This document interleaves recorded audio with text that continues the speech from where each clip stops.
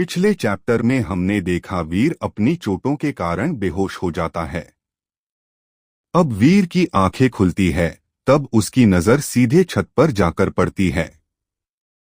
सफेद छत पर एक फैन मीडियम स्पीड के साथ घूम रहा था। तभी वीर को उस लड़की के बारे में ध्यान आता है कि कैसे उसने उसे बचाने के लिए अपनी जान को जोखिम में डाल दिया था और किस तरह से वह वीर की मां की ही तरह उसकी केयर कर रही थी, और यही बात उस लड़की को वीर की नजरों में बाकी लड़कियों से अलग बनाती है। वीर को फिर से उस लड़की की बड़ी और नीली आंखें याद आती है और वह फिर से किसी और दुनिया में खोने लगता है। वीर को तभी याद आता है कि उसने उस लड़की को प्रपोज भी किया था, लेकिन उस लड़की ने वीर में पता नहीं क्या देखकर सीधा शादी करने का वादा कर दिया। वीर तभी सोचता है कि आज की इस दुनिया में प्यार का मतलब सिर्फ 2-4 दिन तक साथ रहना है, लेकिन वह लड़की कुछ तो अलग थी। इसीलिए उसने वीर से पहले ही शादी की बात की थी। शायद वह लड़की इस आजकल के 2 या 4 दिन के प्यार पर भरोसा न करती हो, उसके लिए प्यार का मतलब जिंदगी भर तक सुख दुख में हमेशा साथ रहना हो। इसीलिए तो जब वीर ने उस लड़की से शादी करने के लिए हाँ कहा, तब वीर उस लड़की के चेहरे पर खुशी से आई उस अकस्मात मुस्कान को देखकर इतना तो समझ ही गायब था कि वह कोई फेक स्माइल तो बिल्कुल भी नहीं थी। तभी वीर को ध्यान आता है कि वह इस कमरे में क्या कर रहा है। वह तो उस बस स्टॉप पर उस लड़की के साथ था। वह अभी अभी ही नींद से जागा था। क्या वह सब एक सपना था? वीर ने अचानक अपने मन ही मन कहा। उसी वक्त उसके पैरों में उसे हल्का सा दर्द महसूस होता है।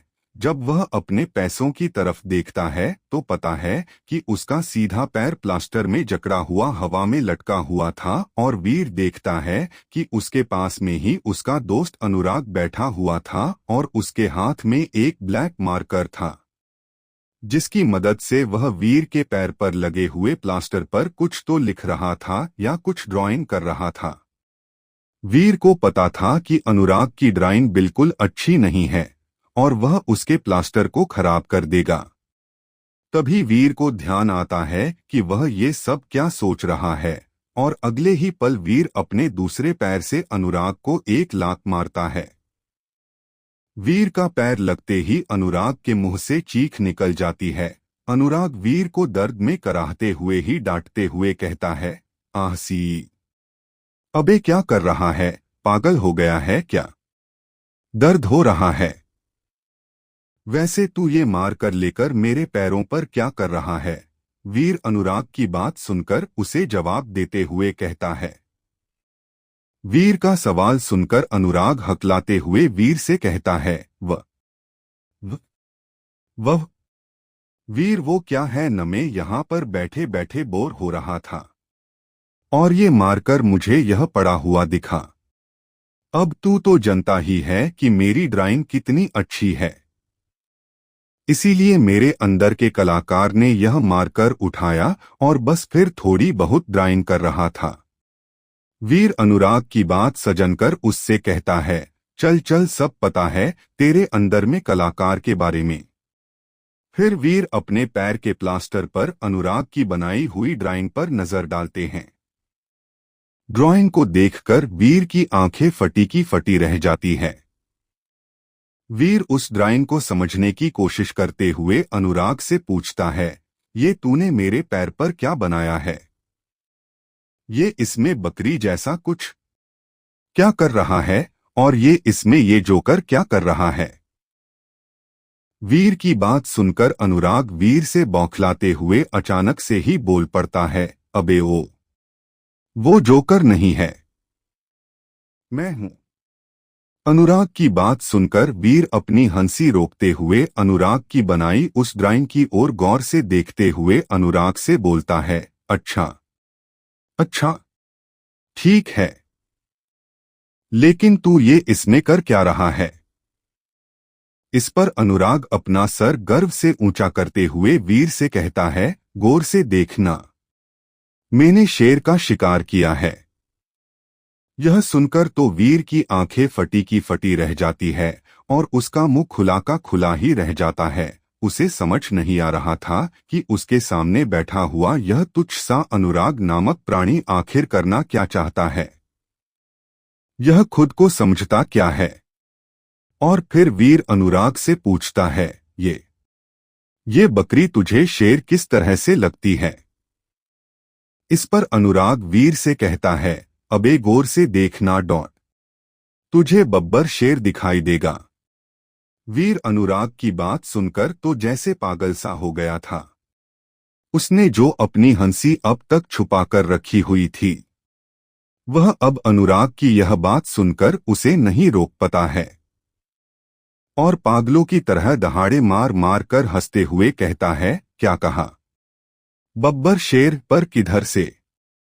वीर की हंसी की आवाज पूरे रूम में गूंजने लगती है और उसकी आवाज सुनकर उसके रूम के बाहर खड़े प्रकाश अंकल और उसकी मां रूम के अंदर आ जाती है।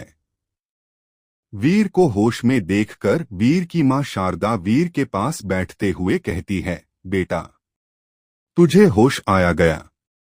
वीर अपनी मां की बात सुनकर सोच में पड़ जाता है कि वह तो सो रहा था। तभी उनकी नजर अपने पैरों पर पड़ती है और फिर देखता है कि उसके पैरों पर प्लास्टर लगा हुआ है और फिर अपने चारों तरफ देखता है। उसके पास ही स्टैंड पर कई सारी हार्ट बीट को मॉनिटर करने वाली मशीन रखी हुई थी। मतलब वह हॉस्पिटल में था। दरअसल वीर का अनुराग के चक्कर में इन चीजों पर कोई ध्यान ही नहीं गया था।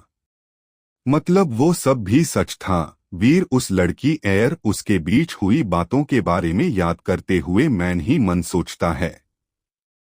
तभी उसे याद आया कि जिस लड़की के बारे में वह सोच रहा था, उसने तो उसका नाम तक नहीं पूछा था और न ही उस लड़की को उसका नाम पता था।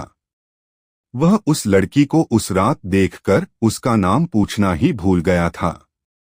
अभी वीर यह सोचकर सब कुछ समझने की कोशिश कर ही रहा था कि तभी उस रूम में डॉक्टर एक नर्स के साथ आते हैं।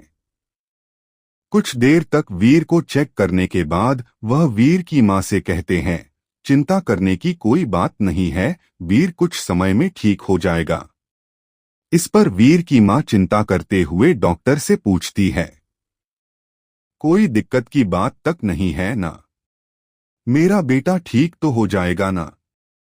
तब डॉक्टर वीर की मां को जवाब देते हुए कहते हैं, कोई चिंता करने की बात नहीं है, बस वीर को कुछ दिनों तक कमजोरी महसूस होगी। आखिर वह 10 दिनों से बेहोश जो था। बाकी वीर थोड़ा आराम कर और अच्छी डाइट को फॉलो करता है तो वीर की कमजोरी भी कुछ दिनों में दूर हो जाएगी। डॉक्टर की बात सुनकर वीर का दिमाग घूम जाता है। 10 दिन? मैं 10 दिनों से बेहोश था, वीर बड़बड़ाता है। कुछ देर बाद डॉक्टर वीर के रूम से चले जाते हैं और वीर की मां वीर के लिए सेब काट रही होती है। वीर के दिमाग में अभी भी यही चल रहा था कि वह 10 दिनों से बेहोश था। और उस लड़की का क्या हुआ? उसे भी तो चोट लगी, क्या वह भी उसके साथ ही एडमिट है? यही जानने के लिए वह अपनी मां से पूछता है, मां मुझे यहाँ पर किसने एडमिट करवाया था? वीर की मां वीर को जवाब देते हुए कहती है, वीर पता नहीं, पर एक भली लड़की थी, उसी ने तुम्हें यहाँ पर एडमिट करवाया था और फिर पता नहीं वह कहाँ चली गई।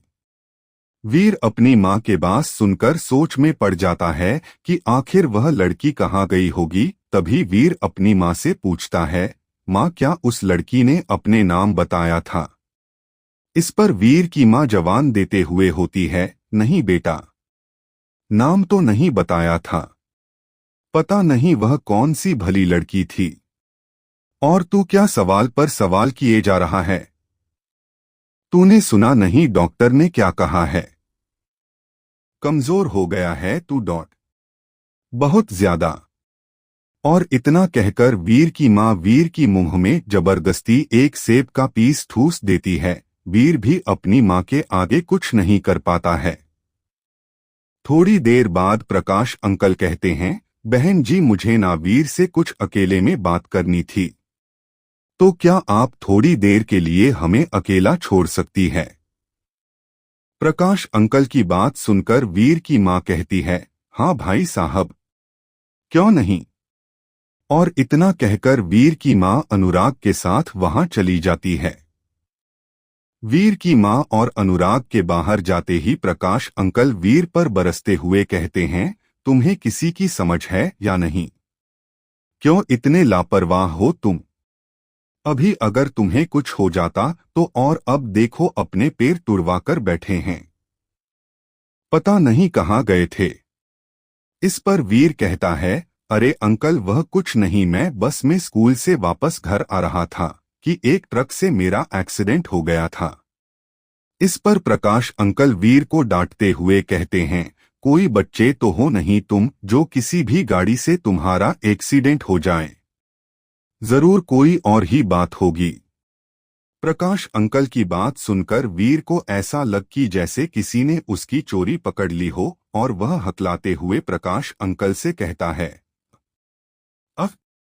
अरे अंकल, आप ना कुछ ज्यादा ही सोच रहे हो, ऐसा कुछ नहीं है।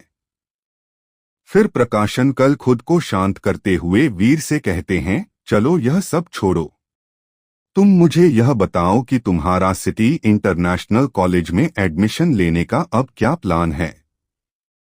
इस पर वीर उनसे अपने दांत दिखाते हुए कहता है, अंकल मेरे ना 85% बने हैं और मुझे यकीन है कि मैं अपने परसेंटेज से वहां एडमिशन ले सकता हूं। इस पर प्रकाश अंकल वीर पर खींचते हुए कहते हैं, अब रहने दो वीर, एडमिशन की डेट पहले ही निकल चुकी है। वीर की आंखें यह सुनकर बड़ी हो जाती है, क्या कहा एडमिशन की डेट पहले ही निकल चुकी है? इस पर आकाश कल वीर से कहते हैं, हाँ और वैसे भी तुम्हारे 85% को देखकर तो वो लोग तुम्हें कॉलेज के गेट के अंदर भी नहीं जाने देते। अच्छा होगा कि अगले साल तुम फिर से ट्राई करो। एक गहरी सांस लेने के बाद प्रकाश अंकल अपनी बात को जारी रखते हुए कहते हैं, वैसे कोई बात नहीं वीर, अनुराग भी अगले साल से वह पर एडमिशन लेने के बारे में सोच रहा है। क्यों न तुम दोनों ही एक साथ वह अगले साल एडमिशन ले लो। और फिर थोड़ी देर तक दोनों इधर उधर की बातें करने के बाद प्रकाश अंकल वीर को आराम करने के लिए छोड़कर चले जाते हैं। बेड पर लेट हुआ वीर सोचता है, आखिर वह लड़की को थी और उसने मुझसे शादी करने का वादा ही क्यों लिया? अगर वह चाहती तो जब मैंने उसे प्रपोज किया था तब ही वह मुझे छोड़कर चली जाती, लेकिन उसने ऐसा नहीं किया और मुझे हॉस्पिटल तक छोड़ा। यह एक ऐसी मिस्ट्री बन गई है जो कि सिर्फ वह लड़की ही सुलझा सकती है। मेरे सारे सवालों के जवाब उसी के पास है। वीर ने यह सोच लिया था कि अब अगर वह उस लड़की से कभी भी मिलेगा तो वह जरूर ही उस लड़की से सभी सवाल पूछेगा। आखिर वीर उस दिन उस लड़की से मिला ही था और उसके उस लड़की को प्रपोज करने पर उसने सीधे शादी के लिए है कर दी। यह बात वीर को बहुत ही अजीब लग रही थी। आखिर कोई भी लड़की इतनी जल्दी किसी को बिना जाने समझे ही शादी के लिए हाँ थोड़े ही कर देती है। यह सब सोच सोच कर वीर का दिमाग फटने लगा था। इसीलिए उसने डिसाइड कर लिया कि अब वह उस लड़की के मिल जाने पर उससे यह सवाल जरूर पूछेगा, लेकिन तब तक वह सिटी इंटरनेशनल कॉलेज में एडमिशन लेने की तैयारी करेगा। कुछ दिनों बाद फिर हॉस्पिटल से डिस्चार्ज होकर घर आ जाता है। वीर की मां वीर को कमरे में आराम करने के लिए छोड़कर चली जाती है, लेकिन वीर के दिमाग में तो कुछ और ही चल रहा था। उसे सिटी इंटरनेशनल कॉलेज में एडमिशन जो लेना था, इसलिए वह तुरंत अपनी जगह पर बैठता है और पैर टूटे होने के कारण वह पैरों को मोड़ तो नहीं पाता है, लेकिन फिर भी वह मेडिटेट करने के लिए बैठ जाता है। 2 घंटे तक मेडिटेट करने के बाद वीर अपनी आंखें खोलता है। जब वह अपनी आंखें खोलता है तब वह पता है कि एक बार फिर से उसके कमरे का सामान इधर उधर बिखरा पड़ा था। वीर समझ गया कि यह सब उसके फोकस करते वक्त उसकी एलिमेंटल पावर्स की वजह से हुआ है। वीर मन ही मन सोचता है, अभी तक मैं उस तरह से मेडिटेट नहीं कर पा रहा हूँ जिसमें कि मैं अपनी एलिमेंटल पावर्स को मेडिटेट करते वक्त मेरे आसपास घूमने से रोक सकूं। अगर मैं ऐसा कर लेता हूं तब जब तक कि मैं न चाहूं तब तक कोई भी मेरे मेडिटेट करते वक्त यह नहीं जान पाएगा कि मैं किन एलिमेंट्स को कंट्रोल करता हूं। अभी जब भी मैं मेडिटेट करता हूं तब मेरे आसपास एलिमेंटल पावर घूमने लगती है, जिसे देखकर कोई भी यह बता सकता है कि मेरे एलिमेंट्स कौन से हैं। और जैसा कि प्रकाश अंकल ने बताया था कि बहुत ही कम ऐसे लोग हैं जिनके पास यह काबिलियत है कि वह दो एलिमेंटल को कंट्रोल कर सके। ऐसे लोगों के ऊपर बहुत ही खतरा होता है, क्योंकि कई लोग जलन के कारण ही उन लोगों को मरवा देते हैं ताकि वो दो एलिमेंट्स को कंट्रोल करने वाले लोग आगे चलकर उनके लिए खतरा न बन सके। वीर ने डिसाइड किया कि वह भी अपने दो एलिमेंट्स को शो ऑफ नहीं करेगा। वह नहीं चाहता था कि उसकी फैमिली को और परेशानियों का सामना करना पड़े। इसीलिए वह अपने कमरे से निकलकर सीधा हवेली की छत पर चल जाता है और वहां बैठकर मेडिटेट करने लगता है। वीर ने सोच लिया था कि वह बहुत मेहनत करेगा ताकि वह अपनी एलिमेंटल पावर्स के ऑरा को जब चाहे तब छुपाने में सक्सेसफुल हो सके। वीर यह सब सोच ही रहा था कि तभी उसे याद आता है कि उसने अभी तक अपनी एलिमेंटल पावर्स को कंट्रोल करने में कुछ हासिल नहीं किया है। और जब तक वह एलिमेंटल पावर्स को ठीक से इस्तेमाल करना न सीख जाए तब तक इन सब बातों का उसके लिए कोई मतलब नहीं है। वीर पूरे 5 घंटे तक मेडिटेट करता है और उसके बाद वह अपने कमरे में आराम करने के चला जाता है। अगले दिन वीर को कोई जबरदस्ती उठा रहा था। वीर आधी नींद में ही अपनी नींद भारी आंखें खोलता है और वह सामने देखकर भौंचक्का रह जाता है। वीर देखता है कि उसके सामने उसका दोस्त अनुराग था, जो कि वीर को जगाने के लिए वीर के चेहरे पर पानी डालने जा रहा था, इससे पहले कि वीर अनुराग से कुछ भी कह पाता कि वह जग गया है। उससे पहले ही अनुराग वीर के चेहरे पर एकदम ठंडा पानी डाल देता है। पानी डालते ही वीर चिल्लाता है, बहुत ठंडा है। अबे तू कहीं पागल वागल तो नहीं हो गया है। वीर की हालत देखकर वीर की छोटी बहन जोर जोर से हंसने लगती है और कहती है, क्या भैया, थोड़े से पानी से ऐसे चिल्ला रहे हो? और इतना कहकर वह फिर से जोर जोर से हंसने लगती है। कृतिका के साथ साथ अनुराग भज जोरों से हंसने लगता है। फिर थोड़ी देर बाद अनुराग वीर से कहता है, जा जाकर जल्दी से फ्रेश हो जा, तुझसे कुछ काम है। काम? और वो भी तुझे? तू कब से इतना जिम्मेदार हो गया? वीर अनुराग की बात सुनकर झट से छेड़ते हुए उससे कहता है। वीर की बात सुनकर अनुराग थोड़ा चिढ़ते हुए कहता है, अरे यार वो है कुछ काम, और तू न मेरी टांग खींचना बंद कर, जा जाकर फ्रेश होकर आ जल्दी से। वीर अनुराग की बात सुनकर फिर कुछ नहीं कहता है और फ्रेश होने के लिए चला जाता है। कारण आधे घंटे बाद वीर नहाकर अपने कमरे में आता है और देखता है कि उसका कमर पूरी तरह से बिखरा पड़ा है। सारा सामान किसी ने इधर उधर फेंक दिया है। वीर जैसा अपने रूम को जाने से पहले छोड़कर गया था, वह अब उसका बिल्कुल ही उल्टा था। वीर अपने कमरे की हालत देखकर सोच में पड़ जाता है कि यह उसका ही रूम है या किसी और का।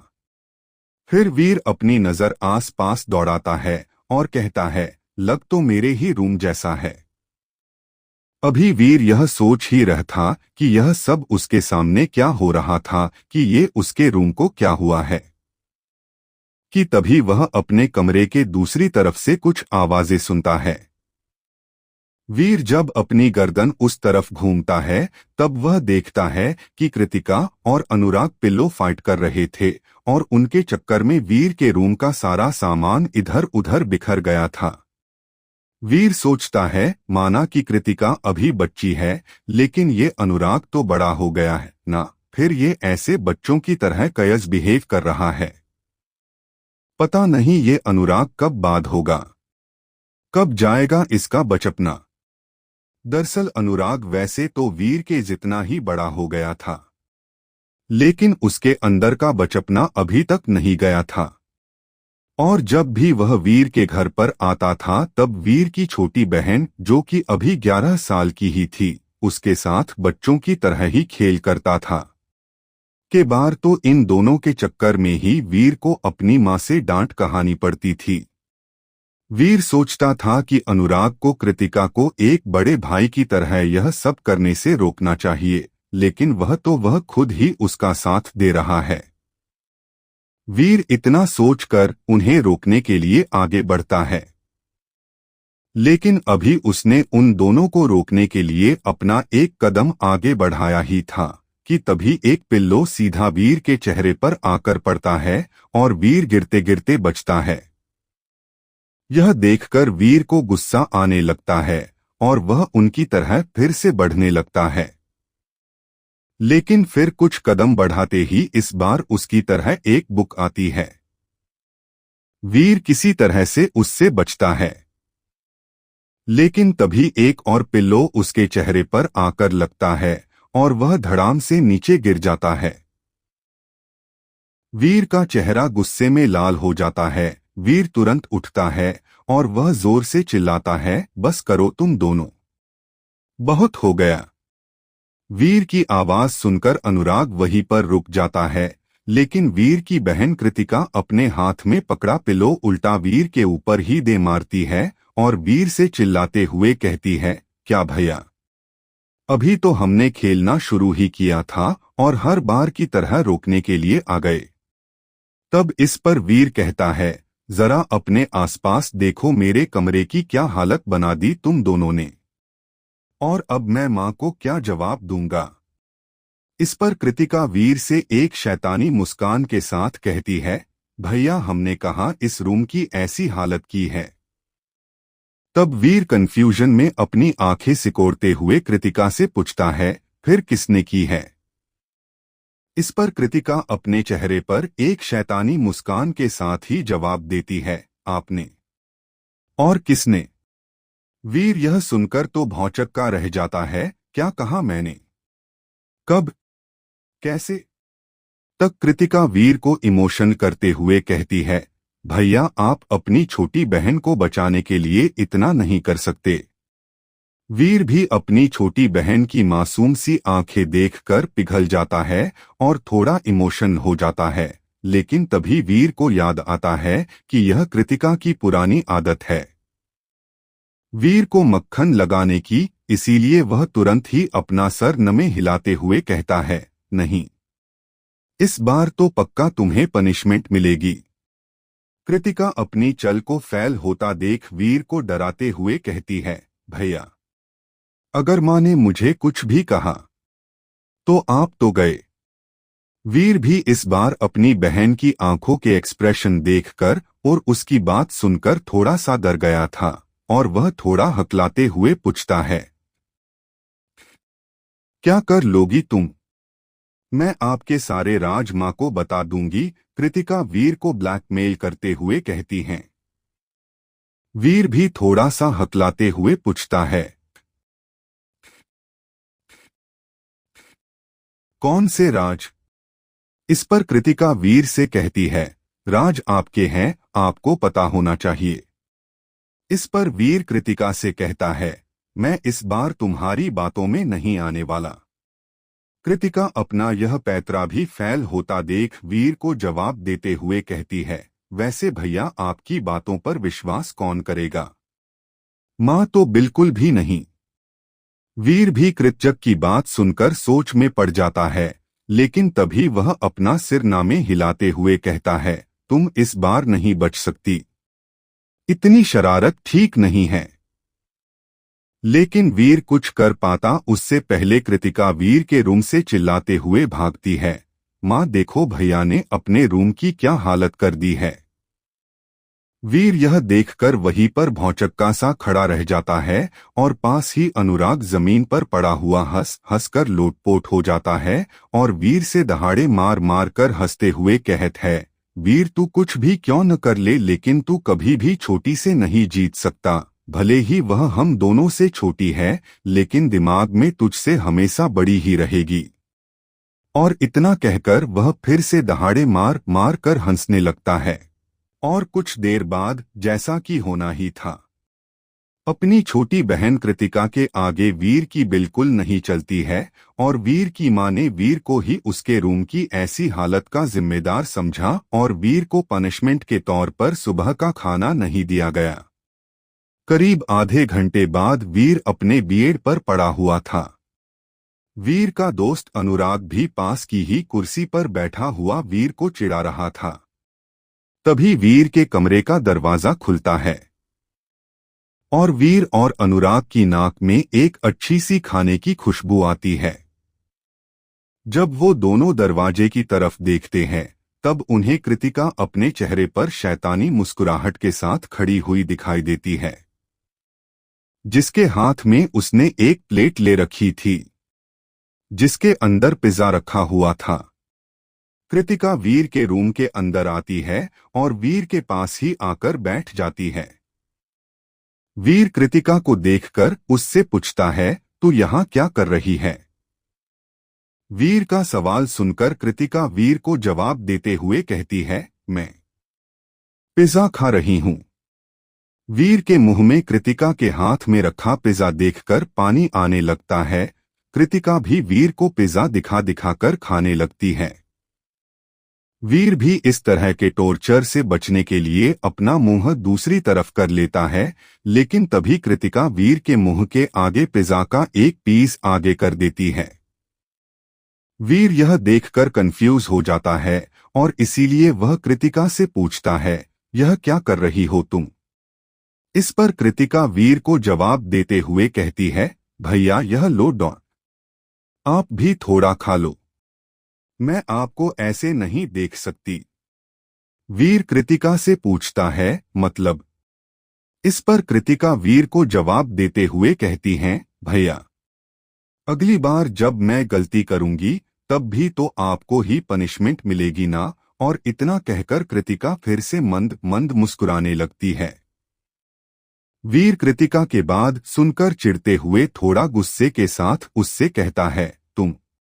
लेकिन इससे पहले कि वह अपनी बात को खत्म भी कर पाता उससे पहले ही कृतिका पिज्जा का एक पीस उठाकर वीर के आगे कर देती है और इससे पहले कि वीर कुछ कर भी पाता कृतिका वीर के मुंह में वह पीस ठूस देती है।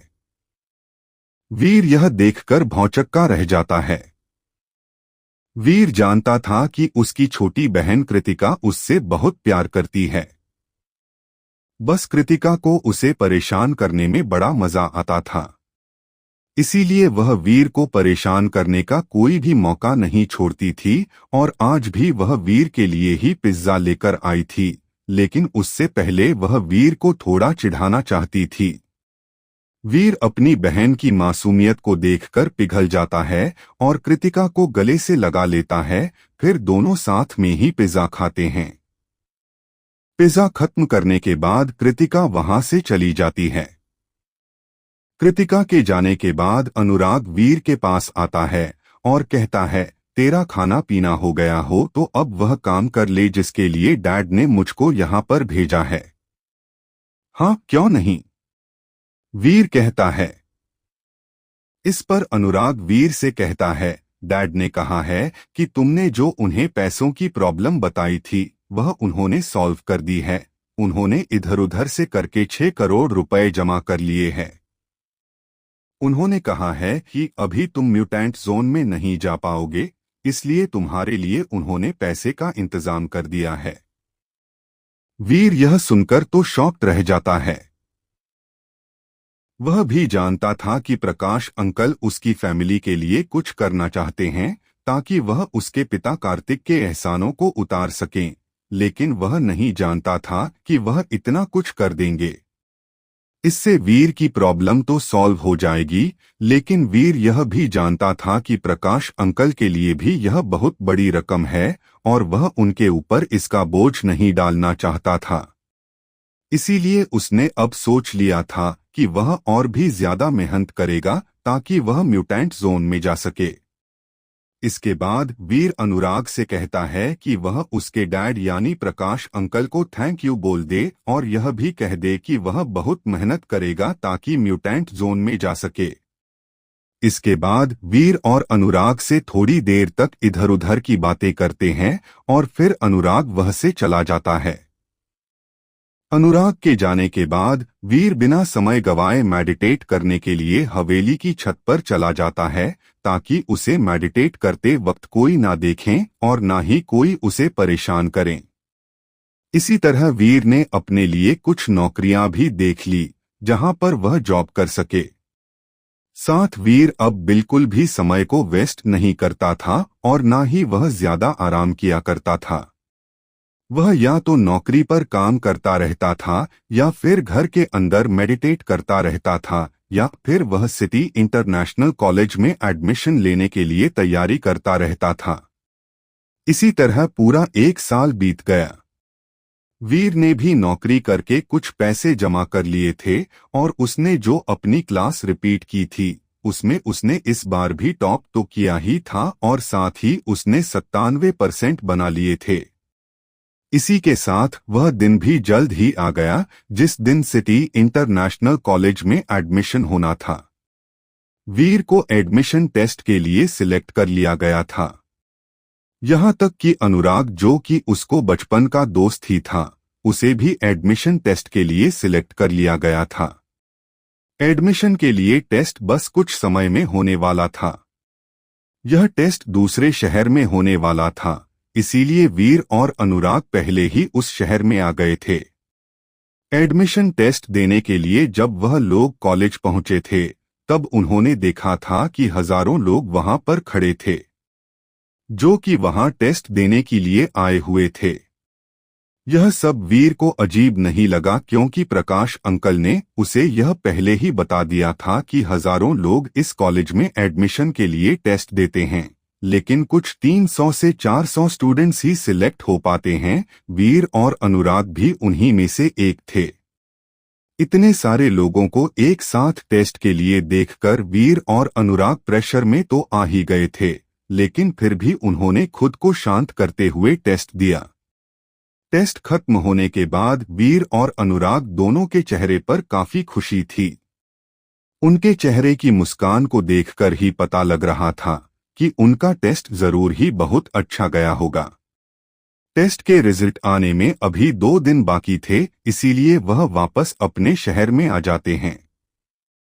अपने शहर पहुंचने पर वीर और अनुराग को प्रकाश अंकल और वीर की मां शारदा और वीर की छोटी बहन कृतिका सभी उन्हें लेने के लिए स्टेशन पर पहुंचे थे। वीर और अनुराग को देखकर प्रकाश अंकल उनसे पूछते हैं, तुम्हारा सफर कैसा था और टेस्ट कहीं कोई दिक्कत तो नहीं आई? इस पर वीर और अनुराग दोनों मुस्कुराते हुए ही जवाब देते हैं, हाँ अंकल, सफर तो ठीक ठाक ही था, लेकिन टेस्ट तो बहुत अच्छा था। लगता है कि हमें एडमिशन के लिए सिलेक्ट कर लिया जाएगा। यह सुनकर प्रकाश अंकल बहुत खुश हो जाते हैं। कुछ देर बाद वह वीर से पूछते हैं, वीर क्या तुम आज शाम को फ्री हो? इस पर वीर कंफ्यूजन में प्रकाश अंकल की तरफ देखता है और कहता है, हाँ अंकल, मैं फ्री हूं। आपको कोई काम था क्या? इस बात सुनकर प्रकाश अंकल वीर से कहते हैं, हाँ काम तो था, लेकिन थोड़ा।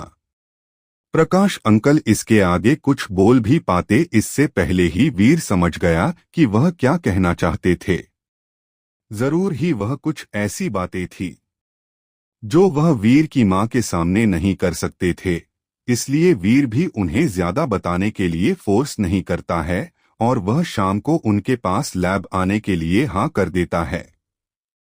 वीर अपने घर पहुंचकर हर बार की तरह ही अपने कमरे में जाकर मेडिटेट करने के लिए बैठ जाता है। करीब 2 घंटे बाद वीर अपनी आंखें खोलता है और फिर से उसका कमरा अस्तव्यस्त हो जाता है। वीर फिर खुद से कहता है, मुझे मेडिटेट करने के लिए बाहर ही जाना चाहिए। मैं यहाँ पर मेडिटेट करूंगा तो यह दूसरों के लिए ठीक नहीं होगा। मैं अभी उस स्तर तक नहीं पहुंच पाया हूं जहां मैं अपनी एलिमेंटल पावर्स को मेडिटेट करते वक्त भी कंट्रोल कर सकूं। उसके बाद वीर उठता है और गराज की तरफ चला जाता है। उसने पूरे 7 से 8 दिन से गराज में पैर तक नहीं रखा था। इसीलिए उसने सोचा कि अब उसे फिर से कार पर काम करना शुरू कर देना चाहिए। इसीलिए वीर वहां जाकर अपने पिता की उसी पुराने मॉडल वाली कार पर काम करना शुरू कर देता है। वीर उस कार के नट बोल्ट्स टाइट करते हुए अपने पिता को याद करते हुए बड़बड़ाता है, पता नहीं डैड, यह कार कब ठीक होगी? इतना कुछ इसमें बदल दिया है, फिर भी स्टार्ट नहीं होती। अब सिर्फ इसकी बॉडी बदलना बची हुई है। उसी वक्त वीर को अपने डैड की कही हुई एक बात याद आती है कि कभी भी किसी काम को थककर नहीं छोड़ना चाहिए, उसमें तब तक लगे रहना चाहिए जब तक कि हम उसमें सफल ना हो जाएं। वैसे भी असफलता ही तो सफलता की कुंजी। वीर हर बार जब भी इस कार को ठीक करने के इरादे को छोड़ने की सोचता था, तब उसे अपने पिता की यही बात याद आती थी और वह इस कार में लगा रहता था। और यह इसी बात का रिजल्ट था कि आज वह कार पूरी तरह से बदल चुकी थी। आज उसका हर एक स्पेयर पार्ट नया लग चुका था। वीर का यही नेवर गिव अप वाला एटीट्यूड उसे बहुत हेल्प किया करता था। शाम को वीर प्रकाश अंकल के कहे अनुसार उनकी लैब पर पहुंच जाता है। वहां पहुंचकर वह देखता है कि प्रकाश अंकल के साथ में अनुराग भी वहां पहले से ही मौजूद था। उन दोनों को देखकर वीर उनसे कहता है, क्या मैं लेट हूं? इस पर प्रकाश अंकल वीर से कहते हैं, नहीं नहीं, तुम तो सही समय पर आए हो, हम भी बस अभी ही यहां पर आए हैं। फिर वीर प्रकाश अंकल से पूछता है, अंकल आपने हमें यहाँ पर क्यों बुलाया था? इस पर प्रकाश अंकल वीर से कहते हैं, वीर जैसा कि तुमने बताया कि तुम्हारा एडमिशन टेस्ट बहुत अच्छा गया है और तुम्हारा रिजल्ट भी 2 दिन बाद आने ही वाला है, तो इसमें तो कोई शक नहीं कि तुम वह टेस्ट पास कर ही लोगे। लेकिन एक बात का ध्यान रखना, जब तुम उस कॉलेज में जाओ तब किसी से दुश्मनी मोल मत लेना। माना कि वह कॉलेज पैसों को नहीं बल्कि हुनर को ज्यादा मानता है, लेकिन वहां कई सारे रैगिंग के केस सामने आए हैं। इसीलिए किसी से दुश्मनी मोल मत लेना। मैं यह सब बातें स्टेशन पर भी बता सकता था, लेकिन वहां तुम्हारी माँ तुम्हारी और ज्यादा चिंता करने लगती, इसीलिए मैं यह बातें वहां नहीं बता सकता था। प्रकाश अंकल एक गहरी सांस लेते हैं और फिर अपनी बात को आगे जारी रखते हुए वीर और अनुराग दोनों से कहते हैं, तुम दोनों यह बात ध्यान से सुनो। तुम दोनों वहां उस कॉलेज में जाने के बाद हमेशा साथ ही रहना, क्योंकि जब तक तुम दोनों साथ हो तब तक तुम्हें कोई नहीं हरा सकता। और किसी से जानबूझकर दुश्मनी मोल मत देना, क्योंकि वह कई सारे लोग अमीर परिवारों से आते हैं। और किसी को यह भी मत बताना कि तुम यहाँ पर म्यूटेंट जोन में जाने के लिए तैयारी करने के लिए आए हुए हो, क्योंकि वहाँ हर कोई इसीलिए नहीं आया होता है। यहाँ तक कि कई लोगों को तो यह भी नहीं पता है कि वहाँ पर ऐसी कोई ट्रेनिंग भी दी जाती है। वीर प्रकाश अंकल की बात में हामी भरते हुए कहता है, अंकल आप चिंता मत कीजिए, हम ऐसी कोई भी परेशानी में टांग नहीं अड़ाएंगे। खैर वीर ने अभी जो कहा था वह उससे बिल्कुल ही उल्टा था। वहां अगर परेशानी नहीं भी होगी तब भी वह परेशानी को क्रिएट कर लेगा, क्योंकि वीर और परेशानी का बहुत पुराना रिश्ता है। वह जहां भी रहे वहां कई तरह की प्रॉब्लम्स होनी ही है, और यह बात अनुराग को भी पता थी, इसीलिए वह उसकी यह बात सुनकर मुस्कुराने लगता है। वीर अनुराग को मुस्कुराता हुआ देखकर उससे पूछता है, तू क्या मुस्कुरा रहा है? इस पर अनुराग वीर से कहता है, कुछ नहीं, तू तेरी बात जारी रख। इस पर वीर भी अनुराग पर ज्यादा ध्यान नहीं देता है। तभी प्रकाश अंकल वीर और अनुराग से पूछते हैं, क्या तुम दोनों ने वहां जाने के लिए पैकिंग कर ली है? इस पर अनुराग उन्हें जवाब देते हुए कहता है, यस डैड, मैंने पूरी तरह से तैयारियां कर ली है। सारा सामान बांध लिया है और हम कल शाम को यहां से ट्रेन पकड़कर निकल जाएंगे। तभी प्रकाश अंकल वीर से पूछते हैं, और तुमने वीर?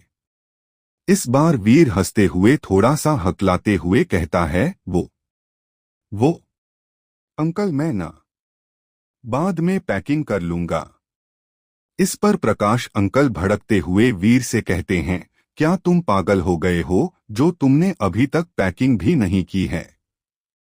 पता है ना कि कल शाम को ट्रेन जाने वाली है और लास्ट मोमेंट पर पैकिंग करते वक्त अगर कुछ सामान छूट गया तो फिर तुम्हें वहां परेशानियों का सामना करना पड़ेगा। वीर भी प्रकाश अंकल की बात सुनकर अपना सर हिलाता है और कुछ नहीं कहता है। फिर प्रकाश अंकल उन दोनों से कहते हैं, कोई बात नहीं, तुम लोग अब यहां से जा सकते हो। तभी जाते जाते वह वीर से कहते हैं, और हाँ वीर, मैं एक और बात तुम्हें बता दूं कि वहां पर जाकर कोई परेशानी खड़ी मत कर देना। इस पर वीर भी अपनी आंखें रोल करते हुए प्रकाश अंकल से कहता है, ठीक है अंकल। इतना कहकर वीर वहां से निकल जाता है और घर पहुंचकर हर बार की तरह हवेली की छत पर जाकर मेडिटेट करने के लिए बैठ जाता है।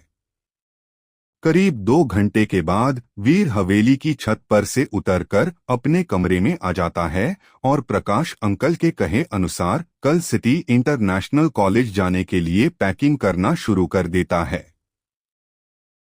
पैकिंग करने के लिए वीर अपना बड़ा सा सूटकेस निकालता है और कवर्ड में से अपने सारे कपड़े एक ही बार में अपने दोनों हाथों में भरकर निकाल लेता है और उन कपड़ों को बेड पर पटक देता है।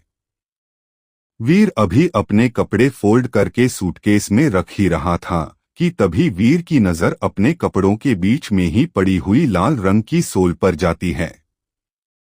वीर उस सोल को अपने कपड़ों के बीच देखकर शॉक्ड रह जाता है और वह उसे अपने हाथों में उठाता है।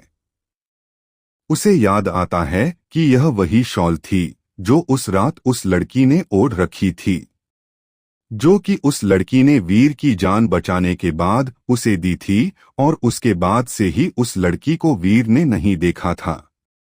पता नहीं वह लड़की कहाँ गई होगी, वीर मन ही मन सोचता है और वह उस सोल को देखकर उस लड़की की यादों में खो जाता है। वीर को उस लड़की की नीली आंखें आज भी याद थी। वीर उस लड़की को अपने 1 साल पहले हुए एक्सीडेंट के बाद से ही ढूंढने की कोशिश कर रहा था, यहां तक कि वह जिस हॉस्पिटल में एडमिट था वहां भी उसने पूछा था कि उसे वहां किसने एडमिट करवाया था, लेकिन वहां से भी उसे कुछ पता नहीं चला। वीर सोचता है, आखिर वह लड़की जा कहां सकती है? उसने तो मुझसे शादी करने का भी वादा किया था। तो फिर? तभी वीर को एक बात खटकने लगती है कि वह तो उस लड़की का नाम भी नहीं जानता है और वीर को यह भी अच्छे से पता था कि वीर ने भी उस दिन उस लड़की को अपना नाम नहीं बताया था और सिर्फ थोड़ी सी ही बातें होने पर कोई लड़की शादी के लिए कैसे हाँ कर सकती है। हो सकता है कि उस लड़की ने वीर को कोई अच्छा लड़का समझा हो, जो कि वह है भी, और वीर तो उस लड़की को पहली नजर में ही पसंद कर चुका था। वह उसकी नीली आंखों में उसी वक्त से डूब चुका था। लेकिन फिर भी किसी लड़की का इतनी आसानी से शादी के लिए हाँ कर देना बहुत अजीब बात थी। यहाँ तक कि किसी लड़की को सिर्फ दोस्त बनाने के लिए भी कई दिनों तक उसके आगे पीछे घूमना पड़ता है, और यहाँ तो उन दोनों को एक दूसरे का नाम भी नहीं पता था और ना ही उनके बारे में और कुछ जानते थे। उनके बीच बस कुछ ही तो बातें हुई थी। वीर भी इस बात पर ज्यादा ध्यान नहीं देता है और उस सोल को भी फोल्ड करके अपने सूटकेस के अंदर रख लेता है। सूटकेस के अंदर उस सोल को रखने के बाद वीर सोल पर धीरे से अपना हाथ फिराता है और उस लड़की को याद करते हुए बोलता है, मैं तुम्हें एक दिन जरूर ढूंढ लूंगा। और इतना कहकर वीर भी अपनी पैकिंग करना जारी रखता है। वीर अगले दिन सुबह जल्दी उठकर गैराज के अंदर चला जाता है। आज सिटी इंटरनेशनल कॉलेज जाने के बाद उसे पता नहीं वापस आने का कोई समय मिले या नहीं, इसीलिए वह एक बार फिर से अपने पिता की कार को स्टार्ट करने की कोशिश करना चाहता था। वीर गैराज के अंदर आता है और अपने पिता की कार के ऊपर से कवर को हटाता है। कवर के हटते ही अंदर एक ब्लैक कलर की फोर्ड शेल्बाई मुस्टैंग GT 500 दिखाई देती है। वह कार इतनी ज्यादा साफ सुथरी थी कि अगर कोई चाहे तो उसमें अपनी शक्ल को भी आसानी से देख सकता था। वीर उस कार का बोनट ऊपर करता है और उसमें कुछ वायरिंग चेक करता है। वायरिंग को देखने के बाद वह बोनट को बंद कर देता है और फ्यूल टैंक का ढक्कन खोलता है और उसके अंदर फ्यूल भर देता है। उसके बाद वीर आकर के ड्राइवर सीट पर बैठ जाता है और स्टीयरिंग पर हाथ फिराते हुए कहता है, पापा एक और बार ट्राई करते हैं, शायद इस बार यह स्टार्ट हो जाए। और इतना कहकर वीर अपनी आंखों में उम्मीद लिए इंजन को स्टार्ट करता है। तभी इंजन के अंदर कुछ स्पार्क्स होते हैं और 1500 horse power turbocharged V12 diesel engine के अंदर फ्यूल जलना शुरू होता है और इंजन में पिस्टन तेजी से ऊपर नीचे होना शुरू हो जाते हैं और इसी के साथ उस कार का एग्जॉस्ट टर्बो साउंड निकालने लगता है। इससे पहले कि वीर खुश भी हो पाता, उससे पहले ही वह कार में से कुछ अजीब सी आवाज निकालते हुए अचानक से ही बंद हो जाती है। वीर घबराते हुए कहता है, अब क्या हुआ इसमें? वीर इंजन को फिर से स्टार्ट करने की कोशिश करता है, इस कोशिश में कि शायद वह एक बार फिर से स्टार्ट हो जाए, लेकिन वह इंजन स्टार्ट नहीं हो पाता। यह सब देखकर वीर की आंखों में कोई भी निराशा को साफ साफ देख सकता था, लेकिन वीर हार नहीं मानता है। वह फिर अपनी कार का बोनट खोलता है। वीर देखता है कि जिस स्पार्क प्लग को उसने अपनी कार के इंजन में लगाया था वह जल गया था। वीर उस प्लग को निकालने के लिए अपने हाथ से उसे जैसे ही छूता है, वीर की उंगली जल जाती है। वीर तुरंत ही अपनी हाथ को पीछे की तरफ खींच लेता है।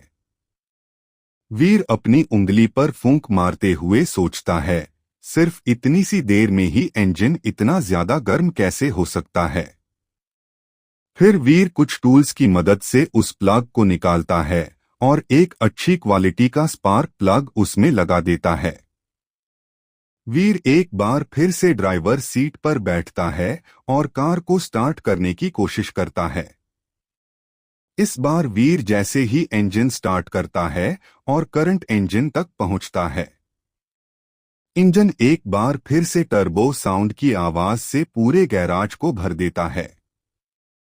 उस वक्त अगर कोई भी उसके गैराज में होता तो उसके कान के पर्दे फट जाते। इस बार इंजन बंद नहीं होता है और वीर के चेहरे पर एक बहुत ही बड़ी सी मुस्कान आ जाती है। तभी उसकी आंखों से एक खुशी का आंसू भी नीचे गिर पड़ता है। वह खुश था कि वह अपने पिता की कार को इतने साल बाद ठीक कर पाया। वीर के पिता को कार्स का बहुत शौक था। वीर भी तभी एक्सीलरेटर को दबाता है और गाड़ी का इंजन भी और तेजी से आवाज करने लगता है। तभी वीर गियर डालता है और गाड़ी को गैराज से बाहर निकाल लेता है। कार के बाहर आते ही पूरी हवेली उस गाड़ी के इंजन की आवाज से गूंज जाती है। उस इंजन की इतनी आवाज इस बात का प्रूफ था कि वह कितना ज्यादा पावरफुल होगा। कार की आवाज सुनकर वीर की मां और उसकी छोटी बहन कृतिका भी हवेली से बाहर आ जाते हैं। हवेली के बाहर आते ही वह वीर को कार के अंदर बैठा हुआ देखते हैं। वीर की मां की आंखों में तो यह देखकर आंसू ही आ गए थे। वीर जब कार से नीचे उतरता है तब वीर की मां को ऐसा लगता है जैसे वीर के पिता कार्तिक ही उस कार से उतर रहे हैं। यह एकदम वैसा ही दृश्य था जैसा कि सालों पहले वीर के पिता कार्तिक इस कार को चलाया करते थे। वीर खुशी खुशी जल्दी से अपनी मां के पास आता है और अपनी मां को गले लगाते हुए कहता है, देखो मां, मैंने पापा की कार ठीक कर ली। मैंने कहा था ना कि मैं एक दिन इस कार को ठीक कर ही लूंगा। वीर की मां यह सुनकर वीर के सिर पर हाथ फेरते हुए कहती है, मुझे तुझ पर भरोसा था बेटा। वीर खुशी खुशी अपनी बहन कृतिका की तरफ घूमता है और कुछ कहने के लिए अपना मुंह खोलने ही वाला था कि तभी वह देखता है कि कृतिका तो वहां पर है ही नहीं। वीर चारों तरफ नजर दौड़ाता है और देखता है कि कृतिका तो कार के अंदर ड्राइविंग सीट पर जाकर बैठ गई थी और कार की स्टीयरिंग पर हाथ फेर रही थी। कृतिका वीर से कहती है, भैया ये कार तो अमेजिंग है। वीर भी खुद पर गर्व करते हुए कहता है, आखिर ठीक किसने की है? किसने? वीर की बात सुनकर कृतिका वीर की टांग खींचते हुए कहती है। कृतिका की बात सुनकर वीर को ऐसा लगा जैसे कि किसी ने उसके चेहरे पर एक जोर का जूता खींचकर मार दिया हो। वीर कृतिका को जवाब देने ही वाला था कि वीर की मां उन दोनों को चुप कराते हुए थोड़ा सा गुस्से में कहती हैं, चुप हो जाओ तुम दोनों, जब देखो तब लड़ते रहते हो। डॉन अपनी मां को गुस्सा करते हुए देखकर वीर और कृतिका दोनों ही चुप हो जाते हैं। वीर की मां शारदा आज बहुत खुश थी और वीर भी अपनी मां और बहन को कार में घुमाने के लिए ले गया था। शाम को वीर के जाने का समय हो गया था। वीर अपना सामान लेकर अपनी मां और बहन से विदा लेकर हवेली से निकल ही रहा था कि तभी उसकी नजर एक बार फिर से उसी कार पर पड़ती है। वीर सोचता है कि उसके सिटी इंटरनेशनल कॉलेज में जाने के बाद इस कार का कौन ध्यान रखेगा। इसीलिए वीर अपनी मां से कहता है, मां मैं कॉलेज अपनी कार से ही जाऊंगा। वीर की बात सुनकर पहले तो वीर की मां शारदा चौंक जाती है, लेकिन फिर थोड़ा सोचती है और वीर के चेहरे पर की खुशी को देखकर वह हाँ कर देती है। अपनी मां की परमिशन मिलते ही वीर के चेहरे पर एक बड़ी सी मुस्कान आ जाती है और वह अपनी मां को गले से लगा लेता है। फिर अपनी मां और अपनी बहन कृतिका से कुछ और बातें करने के बाद वीर वह से निकल जाता है। कुछ देर बाद वीर उस कार के साथ प्रकाश अंकल के घर के सामने पहुंच जाता है और कार से बाहर निकलकर वह अनुराग को आवाज लगाता है, अनुराग चल यार, लेट हो रहे हैं। इस पर अनुराग भी अंदर से ही कहता है, हाँ आ रहा हूं, बस 2 मिनट। और इतना कहकर अनुराग जल्दी से अपना सामान समेटता हुआ बाहर की तरफ भागता है। बाहर आते ही अनुराग वीर से कहता है, चल वीर मैं आ गया, तू बहुत लेट करता है। अब जल्दी कर, ट्रेन के जाने का टाइम हो गया है। और अनुराग जल्दी से अपने पैर आगे बढ़ाने लगता है।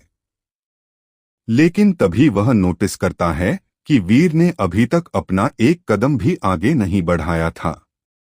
इस पर वह वीर से कहता है, चलना, लेट हो रहे हैं। अभी तू ही तो बोल रहा था ना डॉन। हाँ लेट हो रहे हैं और हम चलेंगे भी, लेकिन ट्रेन से नहीं। वीर अपनी बात में थोड़ा सा रुकते हुए कहता है। इस पर अनुराग वीर से पूछता है, अच्छा अगर हम ट्रेन से नहीं चलेंगे तो क्या एरोप्लेन से चलेंगे? अनुराग की बात सुनकर वीर भी हंसते हुए उससे कहता है, नहीं नहीं, एरोप्लेन से नहीं, कार से।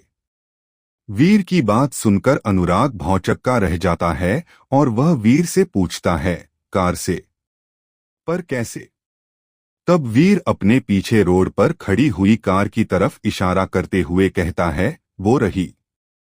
अनुराग की आंखें कार को देखकर चमकने लगती है। वह वीर की तरफ अपनी बाहें फैलाए हुए भागता है। वीर भी अपनी बाहें फैला लेता है। उसे लगा था कि अनुराग उसे गले लगाने वाला है और कार के लिए थैंक यू बोलेगा, लेकिन अनुराग उसके बगल से निकलकर उस कार पर हाथ फेरने लगता है।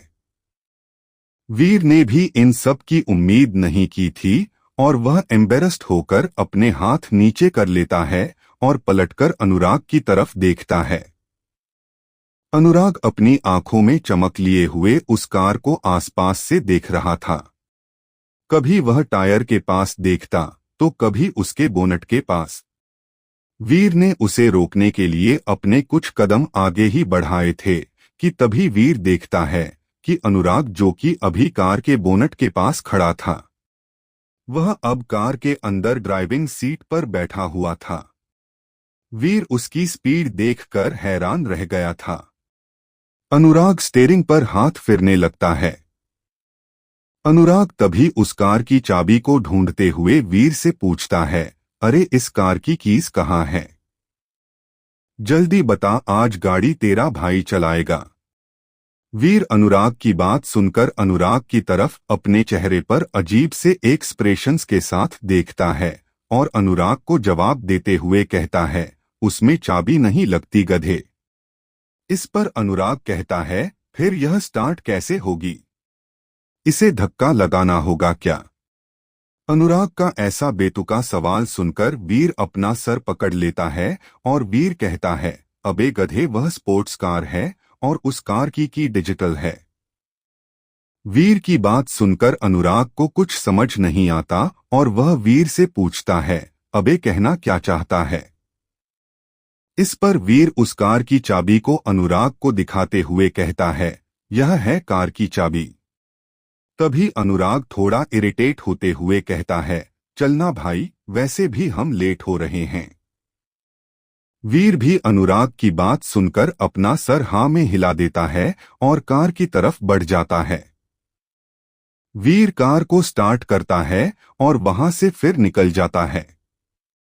वहां से निकलने के कुछ घंटों बाद अनुराग वीर से कहता है, वीर, ये तेरी कार इतनी ही स्लो चलती है क्या? इस पर वीर अनुराग को एक बार घूर कर देखता है, लेकिन कोई जवाब नहीं देता है और उसी स्पीड में कार को चलाना जारी रखता है। अनुराग भी इरिटेट होते हुए कहता है, थोड़ी तेज भी चला ले, क्यों परेशान कर रहा है? देखना, सारी गाड़ियां हमें ही ओवरटेक कर रही है और हम हैं जो कि इतनी अच्छी कार होते हुए भी इतने धीरे धीरे चल रहे हैं। वीर तभी अनुराग की बात को सुनकर उससे जवाब देते हुए बोलता है, अरे हमें वैसे भी तो सुबह तक ही पहुंचना है, तो फिर अभी से जल्दी जाकर क्या करेंगे?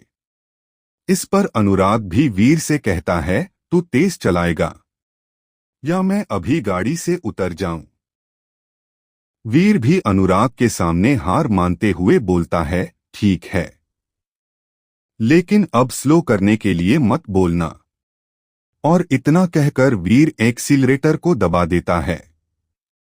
उसके एक्सीलरेटर के दबाते ही कार अचानक से ही अपनी स्पीड बढ़ा देती है।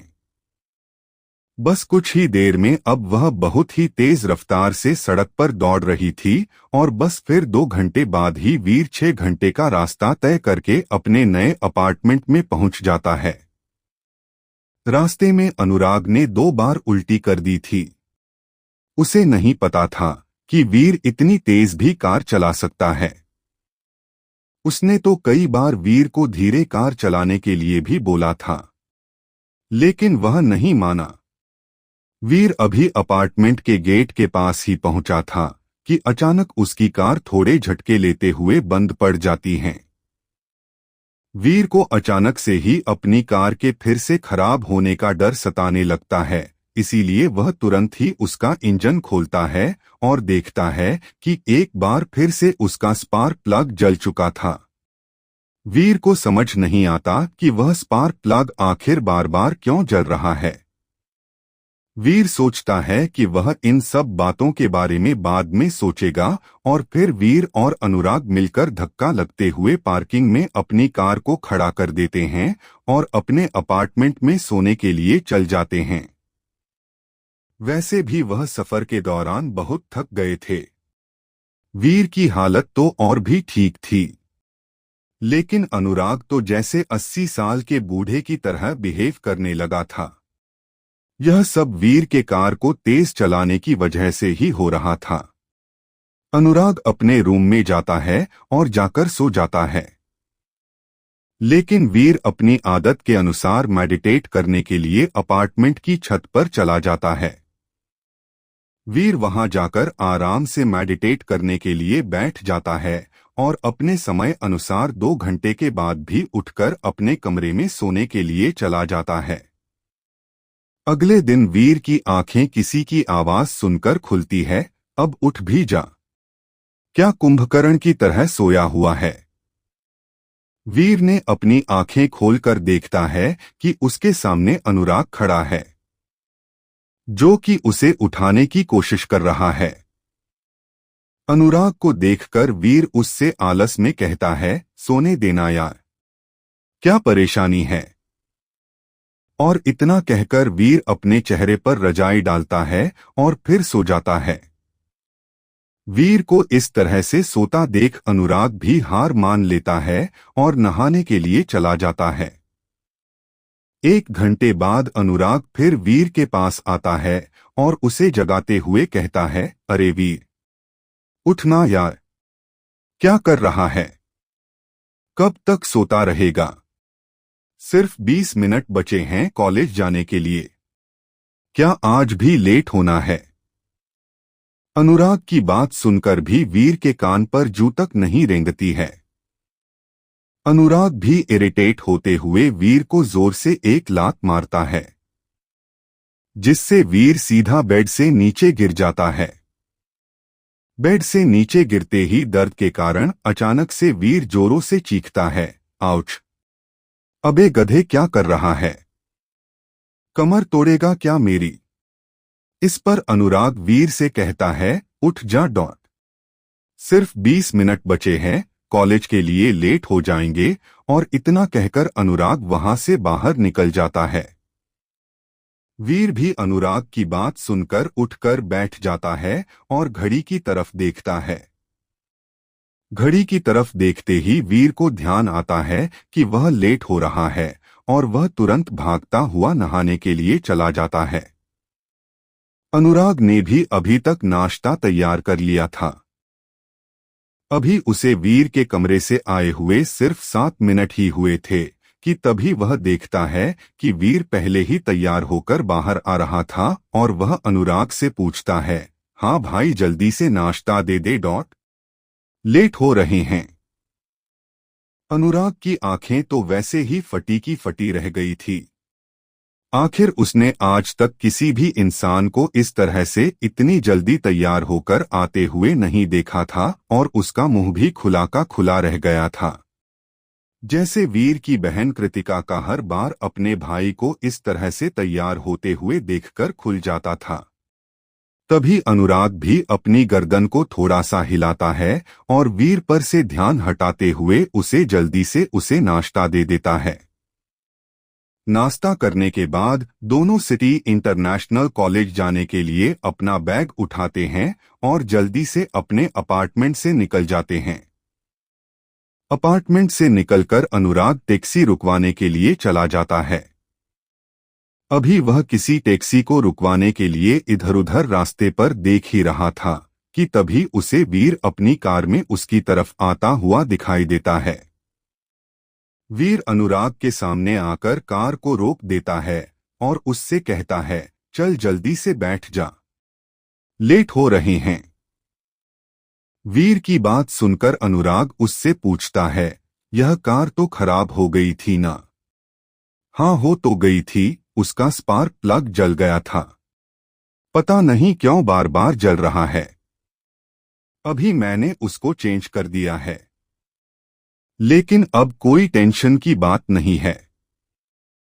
लेकिन अभी तो चल, लेट हो रहे हैं। वीर अनुराग को फिर से कॉलेज की याद दिलाते हुए कहता है। वीर की बात सुनकर अनुराग भी कार के ऊपर ज्यादा ध्यान नहीं देता है और वह फौरन ही कार के अंदर बैठ जाता है। कुछ देर बाद वीर और अनुराग कॉलेज में पहुंच जाते हैं। कॉलेज के गेट के अंदर घुसते ही वह वहां का नजारा देखकर चौंक जाते हैं। वह देखते हैं कि सामने करीब 1000 बच्चे कॉलेज के बाहर ही खड़े थे और वह कॉलेज भी 5 बिल्डिंग्स में डिवाइडेड था।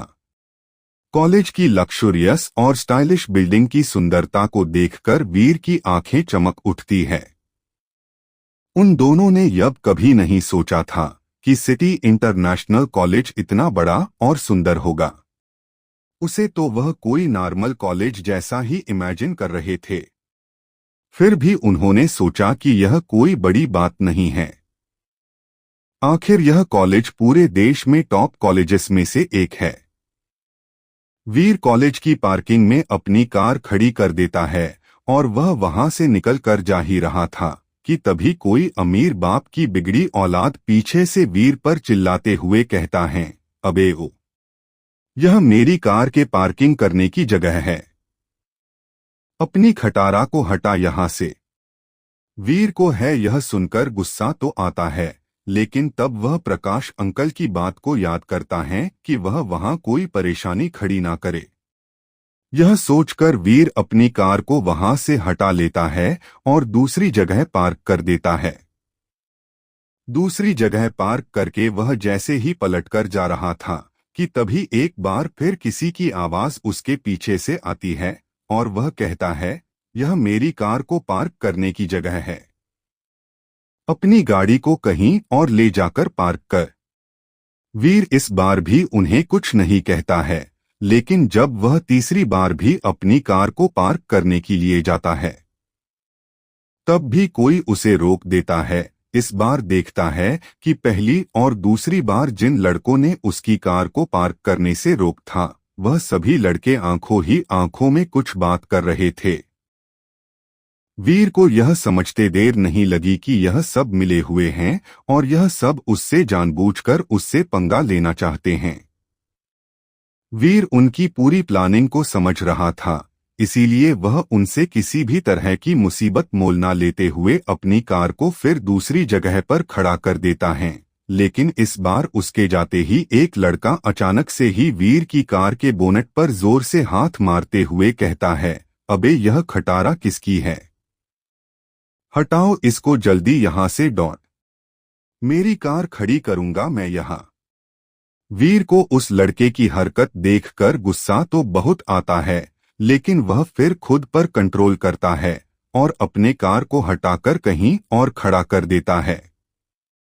लेकिन इस बार वही लड़का जिसने वीर की कार के बोनट पर जोर से हाथ मार रहा था वह फिर वहां पर आ जाता है और वीर की कार को इस बार लात मारते हुए खाता है, अबे मैंने बोला है कि इस कार को यहां से हटाओ। किसी को इतनी सी बात समझ में नहीं आती क्या?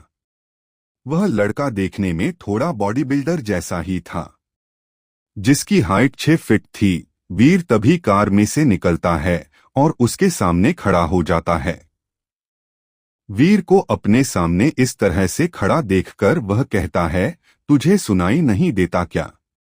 तुझे बोला ना कि यहां से ये कार हटा। और इतना कहकर वह वीर की कार पर एक और बहुत जोर से हाथ मारता है। वीर को अपनी कार बहुत पसंद थी और इस बार वह उस लड़के की यह हरकत देखकर अपने गुस्से पर काबू नहीं कर पाता है और वह उस लड़के का सिर पकड़कर जोर से बोनट पर दे मारता है। उस लड़के को वीर से इस तरह के जवाब की बिल्कुल भी उम्मीद नहीं थी। वीर को शुरुआत में अपनी कार को बार बार हटाते हुए देखकर उन्हें लगा था कि वीर एक सीधा साधा लड़का होगा, लेकिन वीर ने उनका यह भ्रम एक ही बार में तोड़ दिया था। उस लड़के को सर कार से लगते ही वह जमीन पर जा गिर जाता है और वह अपना सर पकड़ लेता है। उसके सर के कार से लगने से उसका सर घूम रहा था। अनुराग वीर को लड़ाई करते हुए देखकर उसे जल्दी से शांत करते हुए कहता है, भाई पंगा मत ले, जरा सोच, यह लोग अमीर बाप की बिगड़ी औलाद है, हमारा यहां पर रहना मुश्किल हो जाएगा। वीर भी थोड़ा सोचता है और अनुराग से कहता है, चल ठीक है, कोई पंगा नहीं लेते हैं। लेकिन शायद इस बात के लिए अभी बहुत देर हो चुकी थी। उस लड़के के बाकी साथी वहां पर आ चुके थे। वह वीर को घूरते हुए कहते हैं, क्यों रे, तू हमारे दोस्त को मारेगा? वीर अभी कोई लड़ाई नहीं चाहता था, इसलिए वह कहता है, सॉरी भाई, ये सब गलती से हो गया। वीर की बात सुनकर वह बाकी लड़के कहते हैं, क्या मतलब गलती से हो गया? लेकिन वीर इससे पहले कि कुछ जवाब देता, उससे पहले ही एक प्रोफेसर वहां से गुजरते हैं। प्रोफेसर को देखते ही वह लड़के वहां से ऐसे भागते हैं जैसे शेर को देखकर हिरण भागते हैं। वीर उन सबको इस तरह से और इतनी फुर्ती के साथ भागते हुए देखकर शौक रह जाता है, लेकिन वीर मन ही मन सोचता है, चलो कोई बात नहीं, जान छूटी। और फिर वीर और अनुराग दोनों वहां से निकलकर रिसेप्शन पर एडमिशन लेटर लेकर चले जाते हैं। कुछ फॉर्मेलिटीज को पूरा करने के बाद वीर और अनुराग को उनकी क्लास बता दी जाती है कि उनकी क्लास कहां पर लगने वाली है, इसीलिए वह बिना समय गंवाए अपनी क्लास के लिए निकल जाते हैं। वीर अभी अनुराग के साथ क्लास की तरफ जा ही रहा था कि तभी वह कॉलेज के अंदर देखता है। वीर कॉलेज के अंदर क्या देखता है और कहानी में आगे क्या होगा जानने के लिए सुनते रहिए रोमांच और एडवेंचर से भरी कहानी वीर द लेजेंड और जुड़े रहे हमारे साथ। दोस्तों, अगर कहानी पसंद आ रही है तो कहानी को लाइक करें और चैनल को सब्सक्राइब करें और साथ ही बेल आइकन को दबाना मत भूलें, जिससे आगे की कहानी की नोटिफिकेशन आपके पास पहुंच जाए।